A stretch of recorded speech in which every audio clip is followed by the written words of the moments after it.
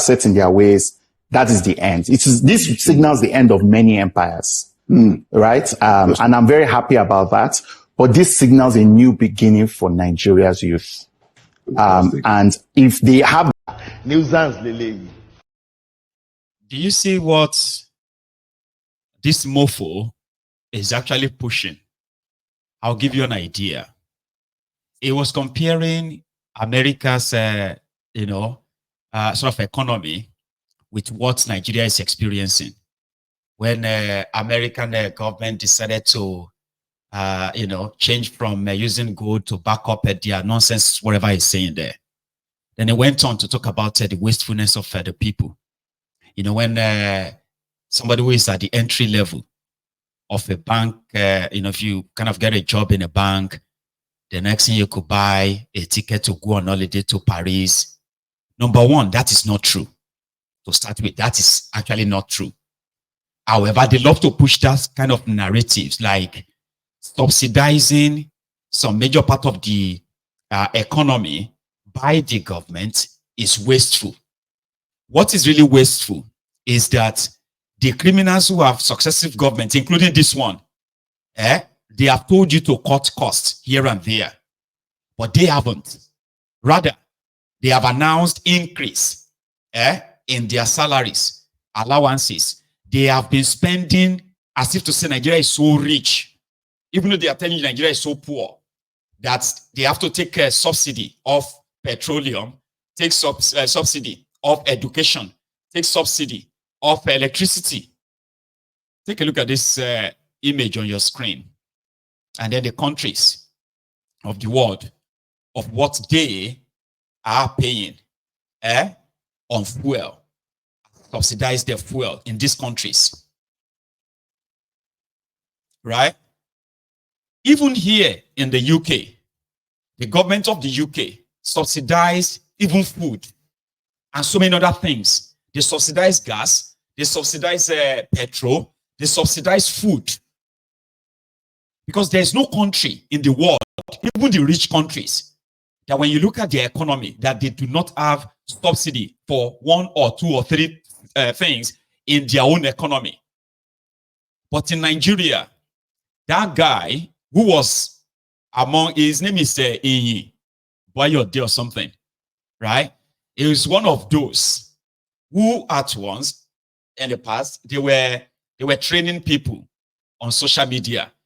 Let us train you how to build an ecosystem, a payment social system, all that stuff that ordinarily, if Nigeria was a real place, it would have ordinarily created a wealthy generation from that, okay? Let's say you have electricity. Nigerians have been asking for meter. No, number one, they do not have electricity, right? Nigeria is a place where, when I was growing up, even up till now, a lot of us know that Nigeria is a place where they will generate electricity in the southern part of Nigeria, and then they will now transfer it to the northern part of Nigeria. Southern part of Nigeria, which is more productive when it comes to where they take most of their taxes. They're actually where they have most of the industries as well, right? The electricity there is rationed, just as it is in almost all places, okay? So they do not have meters. For wherever they even give you the electricity, you do not have any meter to read how much you are using. Because if you are allowed to have your meters, right, where you are not given electricity, so whichever one they are given, they give to you, you ended up having to pay for darkness. He knows that. 8 years of APC, under Bukwari, they added not a single megawatt of electricity to the national grid of Nigeria. To now say, okay, Nigeria is generating so much electricity, but people are so wasteful. They just turn on their light, turn on their this and that. They love to push that narrative. And then some of you will just be like, oh, it's true. It's true. What is true? When a whole country is generating less than 5,000 megawatt electricity, distributing less than 3,000 megawatt electricity, what is wasteful there? possibly the most wasteful of them, or the people who are really wasteful, are your criminal politicians. The ones who told you to go and convert your car to CNG, but they are buying themselves the latest SUV with V8 engine that are guzzling petrol, guzzling fuel. But they are telling you that you are the ones who are living above your means. The inflation in the country has stifled and killed businesses to start with, right? Now, they are blaming you for however hard it is for you, okay, to pay for your own normal cost of living, right? They are blaming you for that. But the criminal politicians, they are ordering tens of thousands of new cars, including 2025 cars. Cars, maybe say some of you are just seeing in the catalog, catalogs and all that. For somebody like him, you won't know that is also part of the APC, a media propagandist, a young man. People like him, some of them have left Nigeria and they will run away because Nigeria has already killed their businesses, killed their dreams. All this digital IT, this and that they are building and training people for in Nigeria, it has become non-viable. Some of them have abandoned it and left Nigeria. But he is one of those that usually, that they usually kind of push forward. They get the government here. Is a friend to the Kaduna Little Finger. They organize what they call the Kadu Fest to deceive the people of Kaduna that they are teaching them how to build IT on this, IT on that. Let's build you an app for, let us build you this and that nonsense, right? Majority of them have abandoned it and they've left. In a country that cannot board of 24 hours electricity, a young man, as a member of APC, Egbe went on TV to say, my opinion may not be popular, but you know what? The government has been subsidizing our lifestyle. That is why whatever you are facing now, this is the real Nigeria now. Then he went on to go and talk about America. That whatever you are going through now, maybe in 50 years' time, okay, it will be better like America. But back then, Nixon was not busy, right?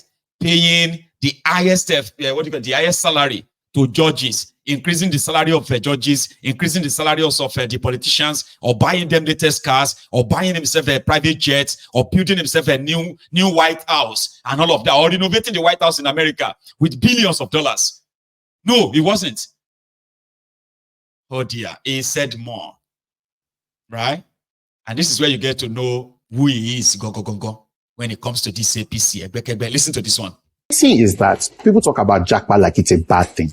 I think it's the best thing that has happened to this country. Are you kidding? Yes. We're losing doctors. We can make ICT, more. We can make more. We can make more. Everybody should be incentivized to make more.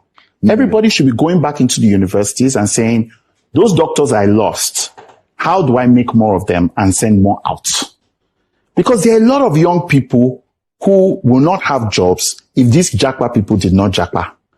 Wow. And there are many more young people waiting for more people to Jackpot so they can get jobs. Wow. So if we really care for everybody in this country and we're not just out for ourselves, we should be encouraging Jackpot. For those who are able to do it.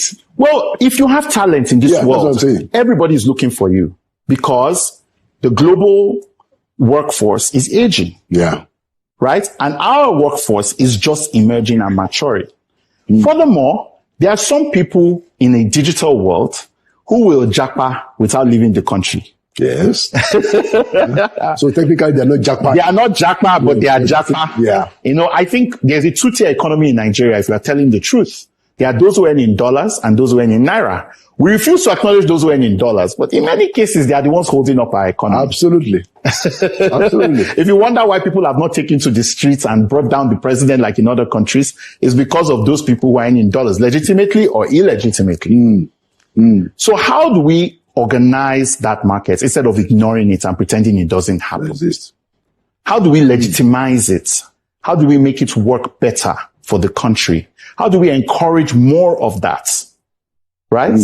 Because we're going to go through another efficiency boom with AI, with artificial intelligence.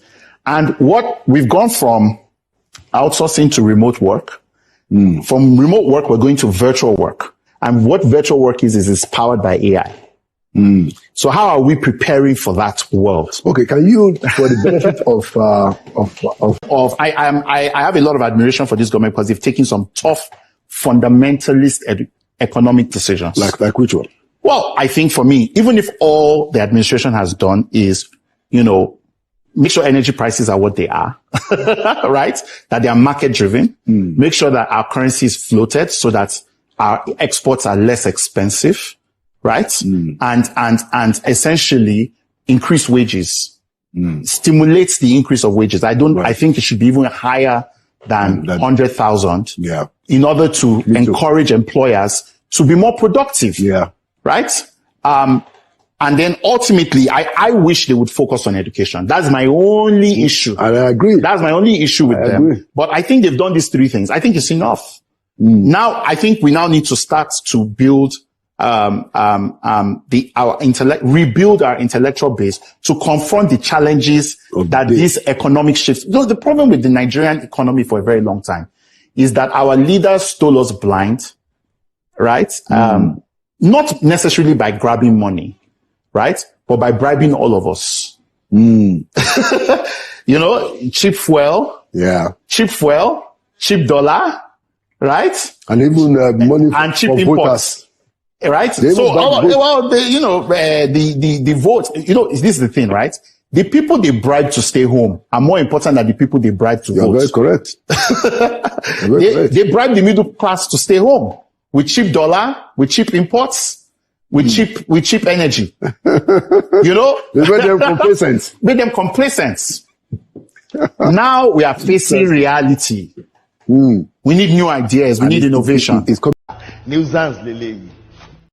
Big time stupid person, right? That's how they talk. Somebody said he's so self-unaware. I said, no, it's all intentional. It is to make it look like, and they are saying it right now. They are telling themselves that this is the true value of the naira. This is the true cost of things. This is what things should have been. They said when you are buying a bag of rice for 7,500 naira before APC, then you started buying it for 35,000 naira, 30,000 naira under Bukwari. Now that you are buying it for 90,000, 100,000, 120,000 naira, this is the real price. They said back then they were subsidizing it for you. God damn it, man.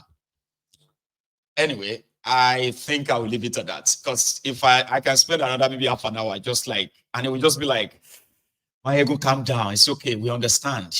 It's a bunch. It's one of the losers out there who can indeed sound intelligent in a contraption like that of Nigeria. You always have them. As you have the young ones, you have the old ones. They all do the same thing. Blame you and not the criminals who can go on and then subsidize. See, when they talk about subsidizing dollar forex subsidy, who are those? They are subsidizing themselves and their friends, not you and me. The dollar subsidy is not even going to the real business people. The people that go on to go and import what you buy in Nigeria, they don't get the dollar subsidy. Okay? It's all for them. Yeah. When you see those that are being subsidized for real, it is themselves they are subsidizing. The criminal politicians, their friends, not you. You only have to pay for it. They go out there to go and borrow money. And when they borrow money and they are given these ridiculous conditions, like go and devalue your currency, they go on and do it. Then they blame you. They blame you that you're always the ones who want to use imported stuff. But what do you concern you with imported stuff? You need toothpaste, you need the baby soap, you need the food, you need all this stuff, right? It is the government's responsibility to what? To empower the local production. Not be so. But when the policies of government continue to stifle the local producers, local manufacturers, and they continue to promote their friends, who are pretty much like, a lot of them, if you go to any government house in Nigeria, most of what they use there are imported stuff. But they blame you that just want to quickly go to the market, buy vegetable, buy pepper, buy onion, buy this and that. But because the fuel that you are going to, the transporters are going to use to transport those things to the market, it's imported. You have to pay for that, but they blame you. The criminal politicians who make it impossible for your refineries to work, they blame you. It's crazy, man. It is. And that is why when I saw a video of Soloma Kende Ibadan, one of the G-string governors with the weakest men, speaking to some people, and he was telling them that they must do everything to make sure that Nigeria does not become a one-party state. You destroyed your own party. But if Tinubu to be president, one of you, your leader, the G-string leader, with a wiki, is still everywhere, bragging that PDP will be like dead, as they should be. And you are all there doing the same bidding, the bidding of this with a wiki. Then you turn around and say you want to be president in 2027, but you will say it, at your own time. But people must make sure that Nigeria does not become a one-party state. How will they not be a one-party state? Listen to Soloma Kende Ibadan. What has it done before? Has it been a councillor? No. Has it been to the State House of Assembly? No. Has it been to House of Reps? No. How about Senate? I tried twice. I was rejected. So, no experience in politics, no experience in governance. But I've done well for myself in business. And they said, look, we'll give you the opportunity. And before that time, the entire Southwest was APC. Entire Southwest. All the 6 states. But your state said, no, we dare to be different. And because I didn't have no experience, I wanted to convince the people. So we produced a document, roadmap for accelerated development of Oyo State, 2019 to 2023. And I said to the people, look, this is in black and white. Hold me accountable to this. And they gave us the opportunity. And just like my sister said, we saw it as a lifetime opportunity to change the narrative. In Nigeria, we have the talent, we have the intellect. I was having an argument, and this is just off. I was having off my screen. Anyway, so yeah, he's told people that they shouldn't be pushing that he wants to be president. Yeah, he will want to be president of Nigeria in 2027. However, he will say it at his own time. Meanwhile, his own man, Wiri Wike, was back in Rivers State, Port Harcourt, today. And as usual, right? I've got these tidbits of what he had to say there, okay? And he was all over the place. Atiku collected, PDP collected, Damagon collected, almost everybody collected in his hand. Atiku said, Rivers people have rejected me. No, you are the one that has been rejected by Nigerians many, many times. Go back home. Local government election is not election. Wait till 2027 general election, you will see, referring to Fubara and his victory at the local government level. But he also had the Omawule, the 27 House of Assembly, former House of Assembly guys, or I don't know, with him. From Rivers State this afternoon, with a week, ladies and gentlemen. Do we pick from? I hear Atiku Abubakar said, oh, that they have rejected me in Rivers State. Okay. Assuming they're not conceding, he has lost so many times. Nigerians have also rejected him.